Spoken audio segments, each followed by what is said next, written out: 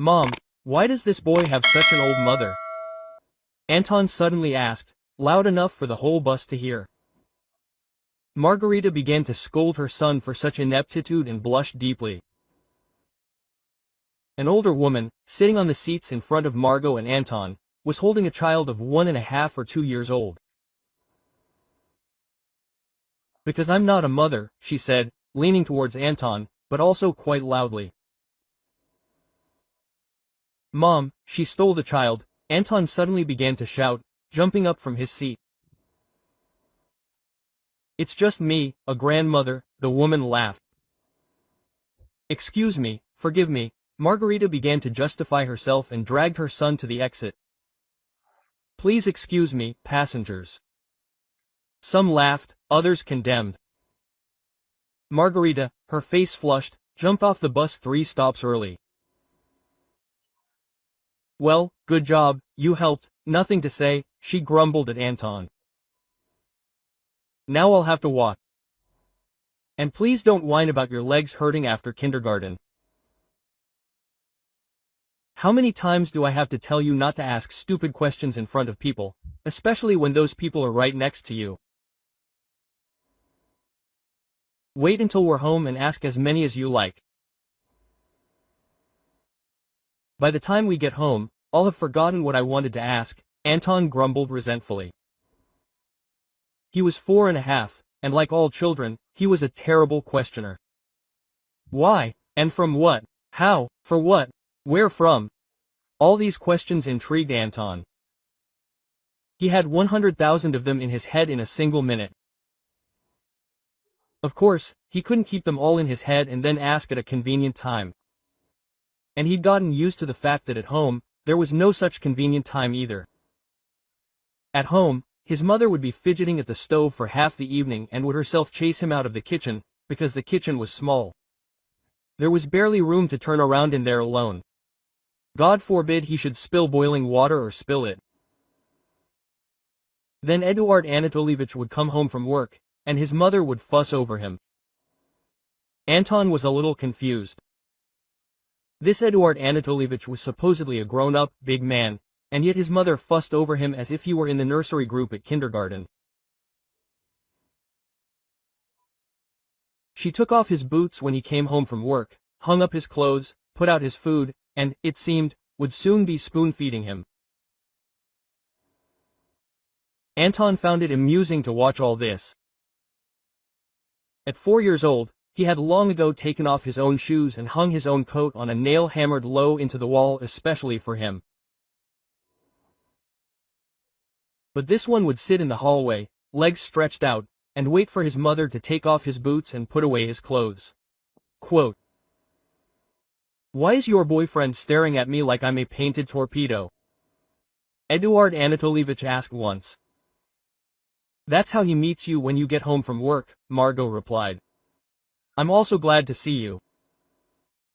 I really need his happiness. It's enough that I feed him, so that doesn't happen. Do you hear?" Quote, Eduard Anatolievich declared. Okay, Mom fawned over him, waving behind her back at Anton to go away. Strange, Anton thought. When did he feed me? I think I've been eating on my own for a long time now. Although I haven't yet learned to hold a spoon properly, I still eat on my own. If anyone feeds me less, it's Mom.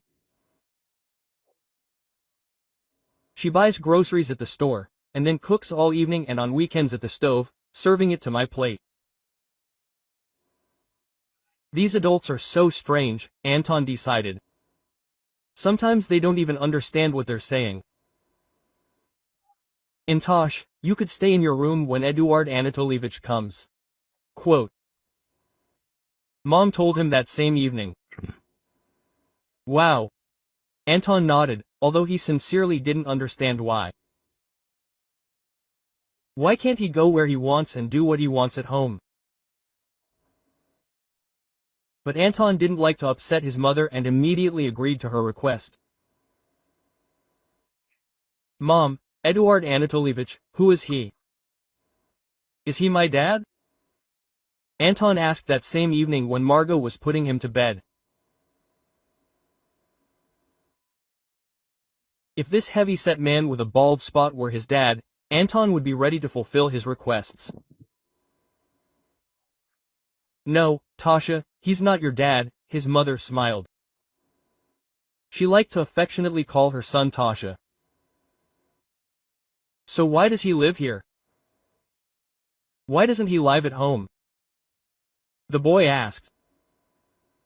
Tasha. Eduard Anatolievich lives at home. This is his apartment, said his mother. And you and I are at his place. How can I explain this to you? We are visiting him, do you understand? I understand. Anton thought for a second. And where is our apartment? When will we go home? But you and I don't have an apartment. Mom laughed. We have nowhere to go with you. You are my onion-like grief. Does it really happen that people don't have an apartment? Anton was surprised. Unfortunately, it does happen, Marco sighed. Mom, why then do you sleep with Eduard Anatolievich instead of me? Where do you sleep there? There's only one sofa. And you're still too young to ask such questions. When you grow up, you'll understand everything yourself. Sleep, my little YY. Mom kissed Anton on the forehead and left the room. Anton was left alone with his thoughts. He didn't really like Eduard Anatolievich. He had difficulty pronouncing his first and middle names. It's somehow strange, Anton thought. Who came up with the idea of addressing a person by his first name and also mentioning his father's name? He already knew what a middle name was. Everyone only addressed him by his first name. Anton, and that's it. But sometimes Mom calls him Tasha, and for some reason no one mentions his father's name. At this point, the boy jumped up in bed. What was his father's name? What was his middle name? What if he didn't have a middle name at all? He didn't have a father. He didn't like Eduard Anatolievich, but he sincerely hoped he was his father, but his mother had said, no, which meant he wasn't. Strange. Then why were they even living at his house? Maybe they should go look for his father? Maybe that's how people get their own apartments? Every father has his own apartment, and then mothers and children come to live with them? It's just that some mothers don't know where their children's fathers are, so they go to other men. Why does this happen? Maybe mothers are just too lazy to look for real fathers? Or maybe they're just absent-minded and forget where their children's fathers are. With these thoughts, Anton finally fell asleep. Afterwards, he tried calling Eduard Anatolievich Dad a couple of times, but he wasn't thrilled. He called his mother into another room, and they argued for a long time about something. Mom came out of there, all red as a tomato, looked sternly at Anton and asked him not to do that again. Then Anton decided to try calling him Uncle Eduard, but that sounded a bit strange. Maybe Uncle Edek? Man, you're not a baby anymore, Eduard Anatolievich told him then. What kind of Edek am I to you? What am I, your friend from the sandbox? I don't play in sandboxes anymore, Anton said. I play with soldiers. Then all the more reason I have a first and middle name. And so, young man, don't call me anything else. Then you too, call me by my first and middle name, Anton blurted out. Eduard laughed like a wild horse, and then called Anton's mother. Quote, Margot, have you heard the pearls of your snot-nosed tongue? I think we've already discussed this, he said, and went into the kitchen. His mother was flushed again.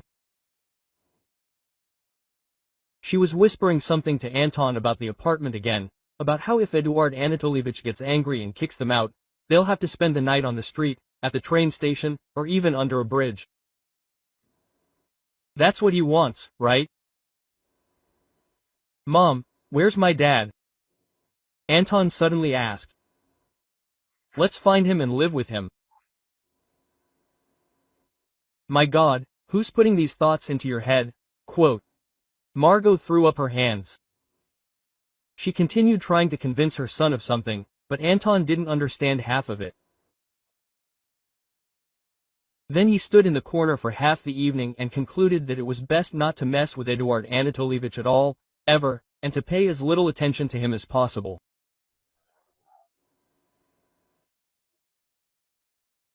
When that incident on the bus happened, Anton was obediently following his mother as she lugged her overstuffed shopping bags home, wondering what a grandmother was.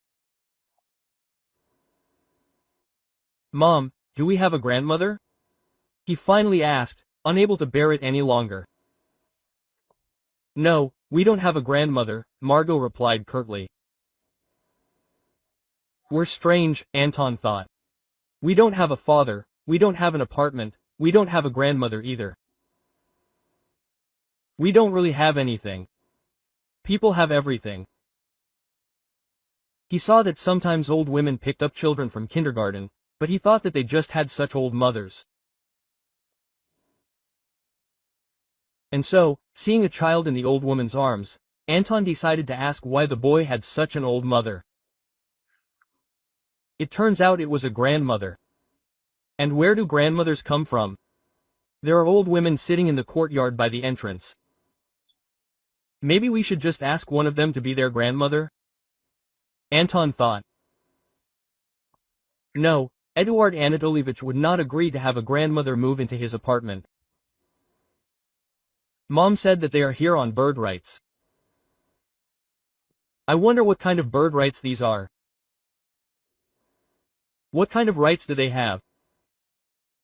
Anton walked along the path, kicking fallen leaves with his feet, and thought about the thoughts that were spinning in his head.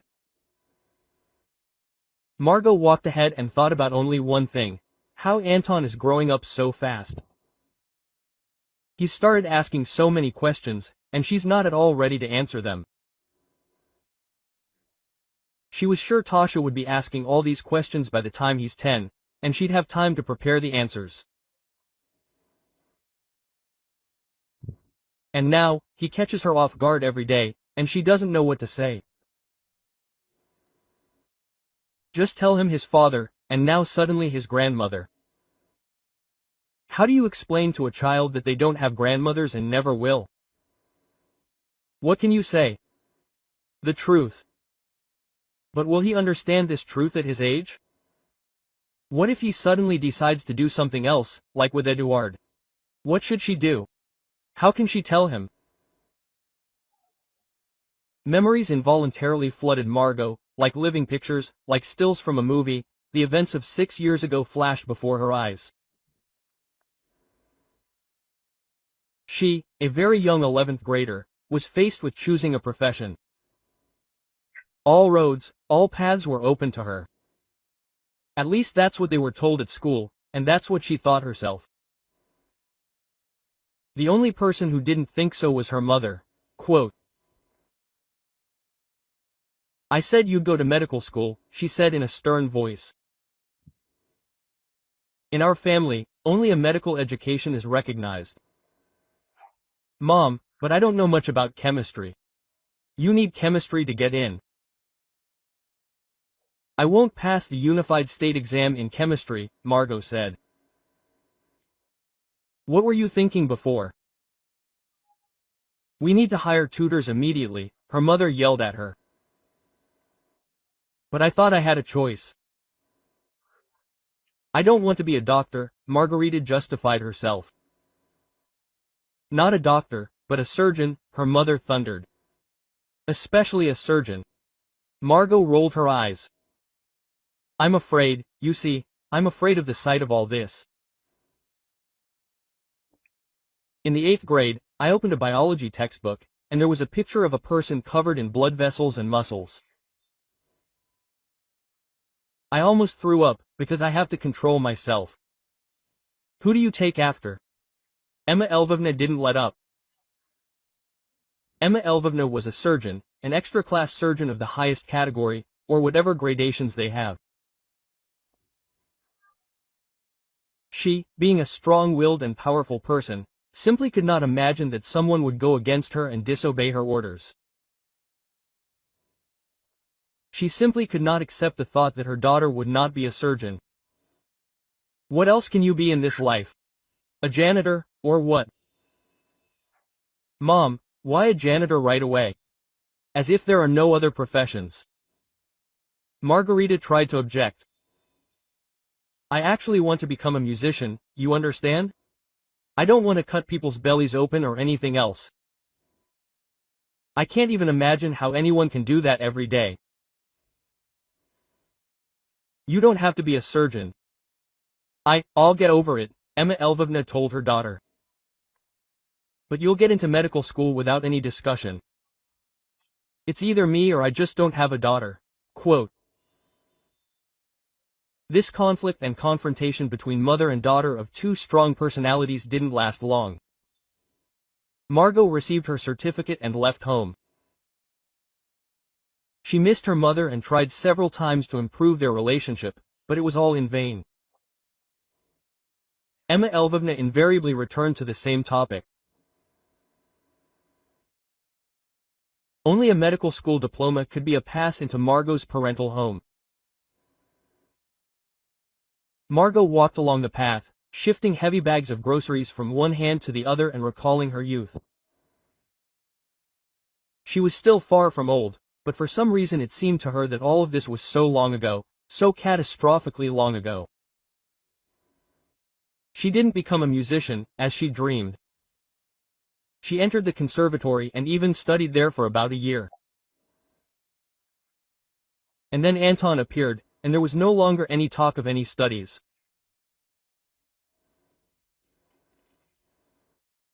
Margot turned around and looked at the boy, who was enthusiastically she kicked the colorful autumn leaves along the edges of the road. Did she regret it? Not for a minute, not for a second. He was such a good boy, curious, clingy, but kind, affectionate, and understanding. It was pure happiness. Any mother would be happy to have such a son. Margot smiled at her happiness, and it smiled back. What else do you need?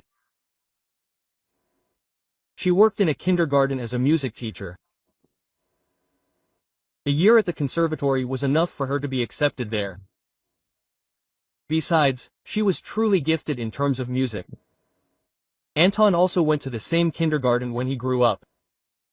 At first, they lived in a dormitory from the conservatory, but then they had to move out. Around that time, Eduard appeared in her life. Eduard Anatolievich, that's what he asked Margarita's boy to call him. And sometimes he even demanded the same from Margarita herself. He was older, more experienced, wiser. Margot never lacked a father. The domineering Emma Lvovna tried to start a relationship after the sudden death of Margot's father, but no one could withstand her onslaught for more than a couple of months. This woman was disciplined to the core and demanded the same from everyone around her. So Margot grew up without a father. Perhaps it was this desire to lean on someone's strong shoulder, an adult, wise one, that led her into Eduard's arms. He agreed to take her and the child, but set conditions. The boy will respect him, obey him and not argue, and they will not have any more children.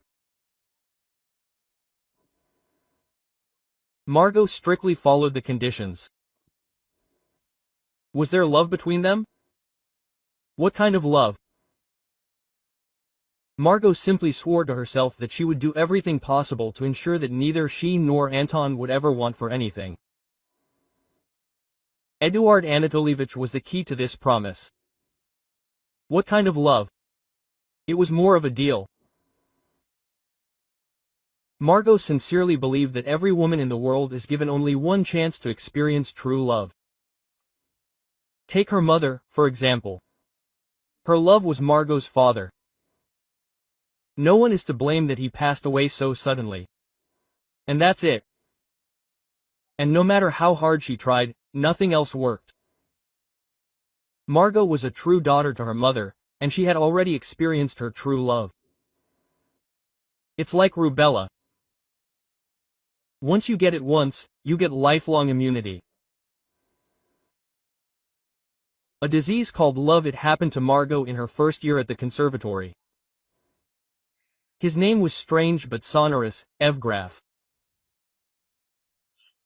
He was gentle, caring, courteous, courted her beautifully, and, as it later turned out, not just Margarita. But at first, she didn't know this and didn't believe all the gossip about Evgraf being a womanizer. And in every new girl, he saw only a muse and nothing more. And who said there had to be only one muse? Margot loved and didn't believe any of the rumors that were spreading around the conservatory. Evgraf was also a student, only 2 years older. Margot wanted to get married. She wanted a family, a creative family. She already imagined how she and Evgraf would compose music, songs, and how their works would become popular. She was lost in her illusions. One day, she decided to drop by his dorm after her classes. Margot at that moment was obsessed with another piece of music. The teacher praised her arrangement, and she was eager to share this joy with her beloved. And her beloved was eager to share the bed with her friend Margot. That's how she found them in an ambiguous position. Evgraf was lying on his back, and Margarita's best friend, Ina, was riding him like a horse. Together, to the sounds of Vivaldi, they galloped into the ether. These idiots didn't even bother to lock the door. That's it, the love vaccination was done. It was all over in an instant. Ina ran down the stairs after Margarita, throwing on a robe. She shouted something after her, something like Margot had misunderstood everything. Like, it was an accident, she didn't mean it. Many say there's no such thing as female friendship. Well, apparently, in rare cases, it does exist. Ina literally berated Margot afterwards, begging for forgiveness. She said she ended up in Evgraf's bed purely out of curiosity. Margot didn't hold a grudge, but she didn't want to be friends with her anymore. She could, for obvious reasons. She was even grateful to Ina for opening her eyes. Margot never saw Evgraf again. And he didn't even try to meet her or even try to explain himself. She, as it turned out, meant nothing to him at all. She saw her son after some time, only once, but that's a completely different story. So Margarita no longer dreamed of any love. Now she only dreamed of making sure that she and Anton never wanted for anything. Eduard Anatolievich was, in a sense, their salvation. He could provide them with everything they needed, and most importantly, a roof over their heads. It was strange, Margot thought about Eduard's funeral. As sometimes happens, a daughter repeats her mother's fate. She lost Eduard at the same age that her mother was widowed. And although Eduard was not a father to Anton, he was the same age as she was when he lost his father. Someone decides our destinies from above and writes the scripts of our lives. Margot does not. She wanted to get married and wasn't looking for anyone else. She centered her life around Anton's. Back in 9th grade, he told his mother he wanted to become a doctor. At first, she thought it was just flirting. Then she began to notice that the guy was serious. Margot didn't expect such a trick from fate. But would this cup really pass her by? She'd hoped that Anton would follow in his father's footsteps, become a musician, and realize her creative dreams and ideas that were never destined to come true. Margot, of course, composed in her free time, sitting at the piano in kindergarten, and even wrote some things down. But all this wasn't as serious as she hoped Anton would be. And then suddenly, there you go. I'm going to medical school, Margot. She was speechless. Seriously, really, could this be? She even regarded it as a betrayal. Anton knew perfectly well what had happened between his mother and grandmother. Margot told him everything when he grew up a little. What made this boy think he could betray her like that? Betray her dreams. But thank God that Margarita pulled herself together in time and didn't let the conflict reach the climax she had with her mother. Quote, I'll probably have to put my ideas into practice in my grandchildren, Margot thought. And thank God they'll have a grandmother. And they won't have to wonder, like their dad, why some kids have an old mother. Anton turned out to be a first-class surgeon. He devoted himself entirely to his studies and work. And although outwardly he was the spitting image of his father, Evgraf, his character was completely different. Anton married quite late. He was already over 30. Margot thought she would never live to see grandchildren. The bride was from his circle, also connected with medicine. A nice girl, a little modest, quiet. There was just one problem. Not young. She was well over 20. Margot didn't ask when there would be grandchildren. She thought that these two would not even think about children. However, 2 years after the modest wedding, Anton and his wife announced the upcoming addition to the family. Margona understood right away, thinking they wanted to get a cat. In due course, a girl was born, Margarita's granddaughter, whom she had been waiting for so long. And at first, her happiness knew no bounds. Margot sometimes even thought she was happier than the girl's parents. Trouble knocked on the door when the little girl was 3 years old. The disappointing truth and the disappointing diagnosis. Margot was perplexed how they, both doctors, could have missed the child's illness. But the thing was, the child's disorder was genetic, hereditary. No one could do anything. That's just how the genes worked out. Both the girl's parents carried a mutation in their genes, which manifested itself as a dominant trait in the child. Mom, none of our relatives have ever had anything like this. Margarita asked Anton once. Definitely not one of your father's relatives. And what about yours? The disease can be passed on through the mother's side. But as for your mother's side, I can't tell you anything definitive. Mom, I just don't understand anything right now. How come? Don't you know your relatives? You just don't worry. Please, sit down. Mom, you're seriously scaring me. Quote. Anton became visibly nervous. Almost my whole life, I've been looking for an excuse or a reason to talk to you about this. I couldn't find one. I kept putting it off, dragging it out, because I loved you and did so much in my life just for you, Margarita said, looking Anton in the eyes. But time passed, and I decided to take this secret to the grave. I couldn't imagine that our girl's life would be at stake. Mom, I don't understand anything. Speak more clearly.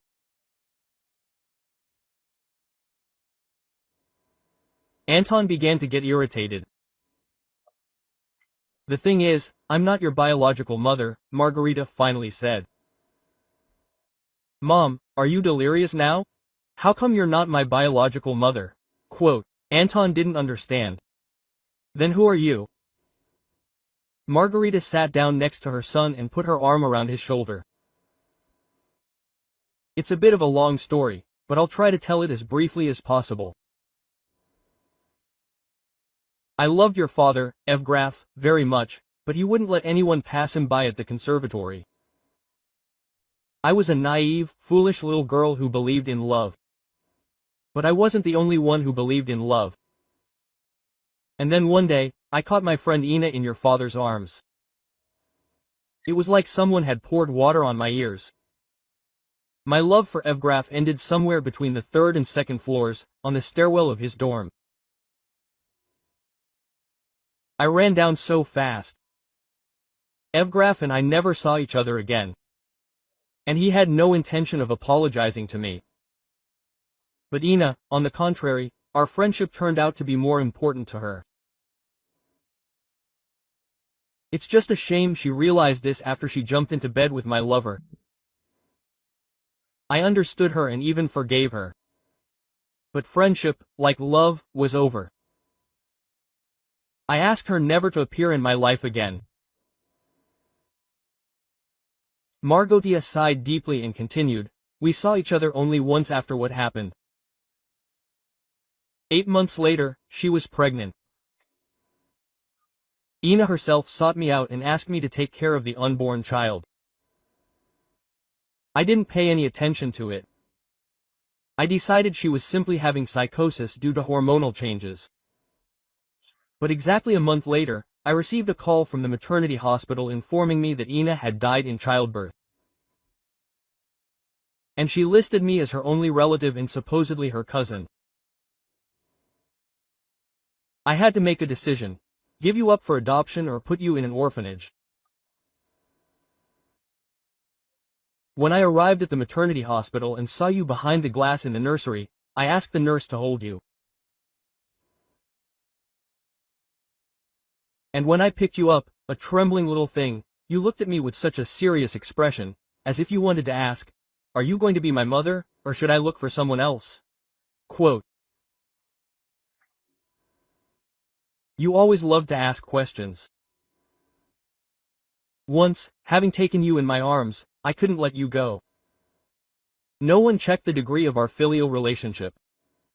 And relatives have priority in such matters. First, they granted me guardianship, and only then adoption.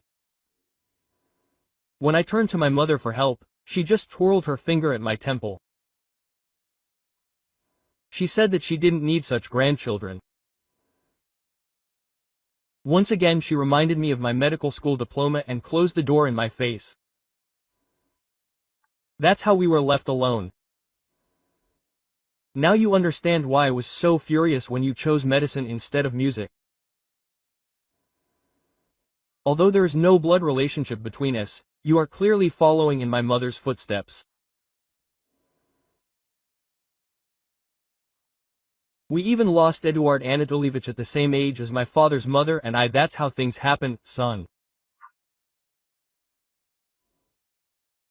To say that Anton was shocked after hearing this is to say nothing. But as a grown independent man, he made the only right decision a decision. Margot remained his mother, his true, one and only. He was immensely grateful to this woman for dedicating her entire life to him, perhaps at the expense of her own desires and possibilities. After all, she could have simply signed, and he would have gone to an orphanage or a foster family. And she would have quietly finished her studies at the conservatory, written music, and perhaps become famous. She would have found happiness, had children of her own, and reconciled with her mother. But this woman sacrificed her entire life for the sake of a child her friend had with her lover. Truly, God works in mysterious ways. Soon, Anton's daughter's condition worsened. She was hospitalized, and it turned out she needed a bone marrow transplant. Only such a procedure could alleviate the baby's condition and even offer hope for a recovery. Anton was the only specialist in this field in the entire region. But for ethical reasons, as a relative, he could not perform such an operation alone. Someone had to assist and replace him if something went wrong during the operation itself. The hospital management invited a good specialist from the region. The winter that year was brutal, not in terms of frost, but in terms of the amount of precipitation. Not a day went by without snow falling from morning until night. The utility workers couldn't cope and openly admitted it. Snowdrifts on the roads, congestion, and traffic jams resulted. This was the norm for that winter. As they say among drivers, every day was a tinsmith's day. There were countless accidents on the roads. The auto body repairmen probably got rich that winter. The snow fell again and again in large flakes, creating drifts. It looked beautiful, especially in the evening. But Anton didn't notice this beauty. A man whose only child is almost hopelessly ill cannot a priori notice any beauty, tenderness, or romanticism. Anton always wanted a large family. Since childhood, he had some kind of the complex of being alone with his mother and having no one else. He barely remembered Eduard Anatolievich. Anton mostly remembered how he'd just sit in his room until he left for work. That's all his memories. When he grew up, of course, like his mother, he became immensely grateful to Eduard that he and his mother had inherited his apartment. As a teenager, he was afraid that his mother would bring home some lover, like the others. Then, when he'd already grown up and realized there wouldn't be anyone, he even felt sorry for his mother deep down, that she was lonely, so in solidarity, he didn't bring anyone himself. He regretted that she'd quarreled with his mother. They didn't even have photos of their grandmother at home. He recalled with a smile how, as a child, he didn't understand what a grandmother was. They didn't have any grandmothers. Yes. A grandmother wouldn't have hurt him. Anton was driving to the hospital, rushing to the operation. His daughter's transplant was scheduled for today. The donor would be a wife, the girl's mother. But Anton didn't even know who would assist and, if necessary, take over. And he didn't care who would assist. They said some woman, a God-given surgeon, apparently, but elderly. Anton was confident in his abilities, and if it weren't for the rule that relatives are not allowed to operate, he would have managed without any assistance at all. While pondering his own concerns, Anton noticed an old jigulе on the side of the road, and next to it a woman vainly trying to disassemble something under the hood. Anton couldn't help but take a closer look and realize the woman was already elderly. Probably twice his mother's age. Yeah, tough luck for the old lady, Anton thought. It's unlikely that anyone will stop and help in this weather. Although, despite her age, the woman was very fit, with her hair done, and generally looked well groomed. Surely some old man would take the bait. Anton drove past, and from that moment on, some strange worm settled in his head. What if no one helps that ice-cold woman in a jigulе? And that she will just stand there on the road, freezing? What if she also needs to run errands? Some strange nervousness appeared. He was about to have a difficult time leaning on his only daughter, and he was thinking about some old woman. Now he will think about her throughout the entire operation, and not about the matter. He and his wife wanted a large family, many children, but after they learned of the child's diagnosis, they decided not to risk it anymore. What if that woman on the side of the road also has grandchildren, and they are waiting for her? What the hell is wrong? Why is this old woman stuck in my head? He was angry, but there was nothing he could do. The only way to solve this problem and focus on the operation was to go back and help the old woman. Anton turned around abruptly and drove back. Wow, she was still crying. He pulled up and got out of the car. The elderly woman was already noticeably cold. The heater in the car wasn't working because she was saving money and was afraid of draining the battery. Otherwise, her bucket would have to be pushed to start. Anton even felt ashamed. And he was a doctor after all. He was comfortable in his foreign car with the heater, while these old jigules were invented before the Ice Age. The woman looked at him gratefully and stepped away from the hood. Anton looked and saw that only the belt had come off. Of course, she couldn't have handled it herself, but he fixed it in no time. The car started, and the elderly lady, showering her with thanks, drove away. She said something about being terribly late. He did too. He was in a hurry, but he had to get his hand in order. It couldn't be done in the snow. He was having surgery today. Anton carefully dried his hands, drove to a roadside cafe, and washed them with soap and hot water in the restroom. Well, now he could drive on. He kept an eye out for the old jigule. He thought he'd overtake it, but no, the naughty old lady was nowhere to be seen. Quote, "It's good that he stopped," Anton thought. "It's good that he helped. Now he can take care of his daughter with a clear conscience." "The assistant has already arrived," Anton inquired in the doctor's office. "Yes, she has arrived, it's a woman," they answered Anton. "Woman or man, what difference does it make? She's an assistant at the operation and nothing more," the surgeon replied. He was already focused and ready. But still, even though he had helped that elderly lady on the road, she wouldn't leave his mind. Anton suddenly realized that this was how he had tried to mask his excitement, to hide his jitters. And yet, it's not for nothing that they keep immediate family members away from surgeries whenever possible. Only now did he understand this. Anton went into the washroom. He needed to thoroughly clean his hands and put on sterile gear. 2 large glass windows separated the operating room and the room where the surgeons prepared. Anton looked up, slightly in a hurry. She was in the operating room, the same elderly woman whose car he'd fixed on the road in a jiffy. So that's where she was rushing to. This elderly woman turned out to be the very same surgical assistant who'd been called to help him. So what was going on?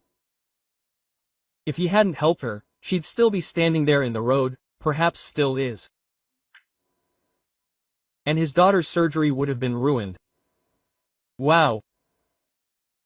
Instant karma. The rules of boomerang in action, Anton thought. He changed and entered the operating room. Quote, "You're late, young man," the elderly woman said in a slightly creaky voice. She still couldn't get used to the fact that recently she was no longer the lead surgeon, but just an assistant. Quote, "Well, I had to help a lady on the road whose seatbelt came off in her jigule," Anton replied. He was already wearing a mask, and she couldn't recognize him so easily. The operation had gone well. Everything had been coordinated and harmonious. Now all that remained was to hope for time and wait to see if the transplant would help solve the child's problems. Anton and his assistant left the operating room. His wife couldn't be there. Taking the donor material is a painful procedure. She herself was still in the hospital, but his mother had come. She had come to support her son and granddaughter. Margot couldn't help herself. And even though they weren't related by blood, she still felt some invisible connection with this boy, whom she had held in her arms in the maternity hospital and couldn't let go. She stood up from the bench in the hallway and looked at the doctors. Margot's gaze shifted from her son to the elderly assistant and back again. A silent scene ensued. They both stared at each other, as if they'd seen a ghost. Quote, "Mom, what are you doing here?" Margarita finally managed to utter. "Margot, how have you aged?" The assistant suddenly asked. "I don't understand. Have you met?" Anton finally inquired.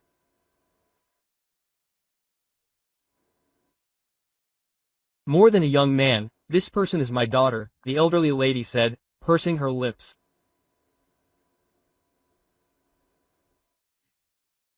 "But she's my mother," was all Anton could manage. Suddenly, the elderly lady covered her mouth in surprise. She only pointed toward the operating room, both at Anton and Margot. Unable to cope with her emotions, she fainted. Quote, "Here, meet Anton. Your grandmother Emma Elvovna, the very one you so dreamed of having as a child," said Margarita, taking the woman lying in the ward by the hand. "Yes, Mom. And this is that same Anton, after whose adoption you twirled your finger at my temple. And did you operate on his daughter, my granddaughter, today?" Margarita said in as firm a tone as possible. She remembered perfectly well how to behave with a mother. "So, today I assisted in my great-granddaughter's operation?" Emma Elvovna asked again.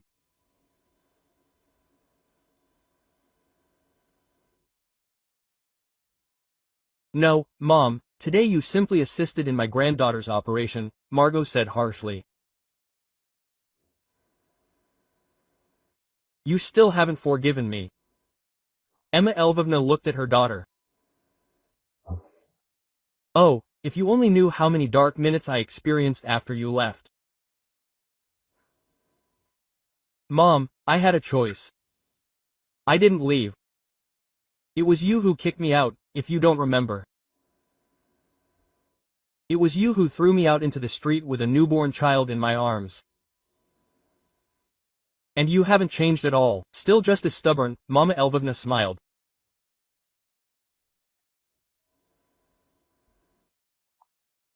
"You just said that I've aged terribly." Quote, "I'm not talking about looks, I'm talking about character. It seems like we've both chopped wood." Emma Elvovna noticed and tried to get up. Her blood pressure spiked from the emotional tension, and she fainted again. Quote, "Mom, maybe you should be a little gentler with her. After all, she did help save my daughter," Anton said. "Maybe you'll forgive her?" "Well, for a change and in honor of my granddaughter's recovery." "Yes, I forgave her a long time ago, son," Margot said, tears welling up. "It was simply a perceived reaction, like a conditioned reflex. It couldn't have been any other way with her before. The operation had indeed been a success." Anton later admitted that if it hadn't been for Emma Elvovna, he might not have managed it alone. Margot and Emma had made peace, and now they all gathered together quite often at the large family table. The girl was recovering quickly. Now their family really wasn't so small after all. Just at a family dinner, Anton and his wife confessed that they were going to have a child. This time, they decided to play it safe and do IVF to rule out the possibility of passing on a hereditary disease. They were having a boy. Emma Elvovna was immensely happy. Now she would have 2 grandchildren. Quote, "Mom, but they're not your own," Margarita reminded her. "Oh, Margot, you're so vindictive.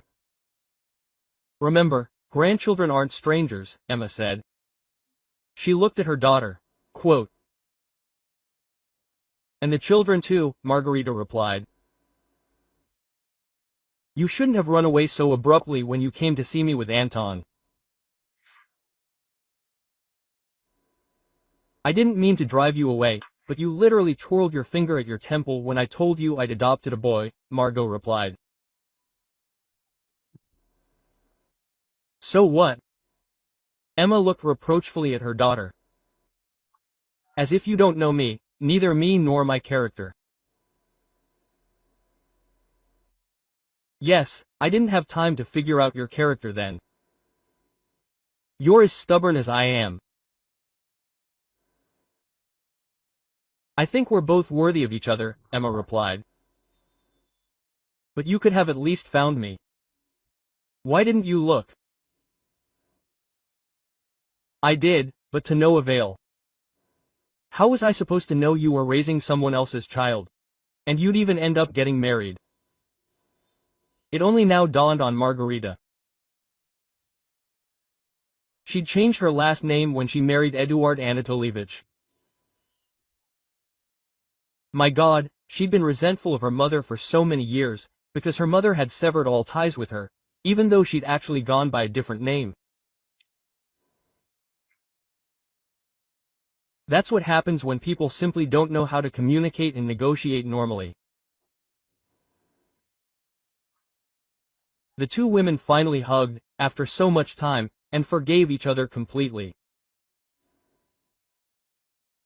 They couldn't wait to sort things out. They had to prepare for the arrival of their grandson and great-grandson. Now they would have so much to talk about. That's life. And that's how they lived their lives. It was too late to change or correct anything now. The main thing now was not to make any more mistakes. Thank you for listening to the end. Don't forget to subscribe and like, and hit the bell so you don't miss new videos. All the best, M.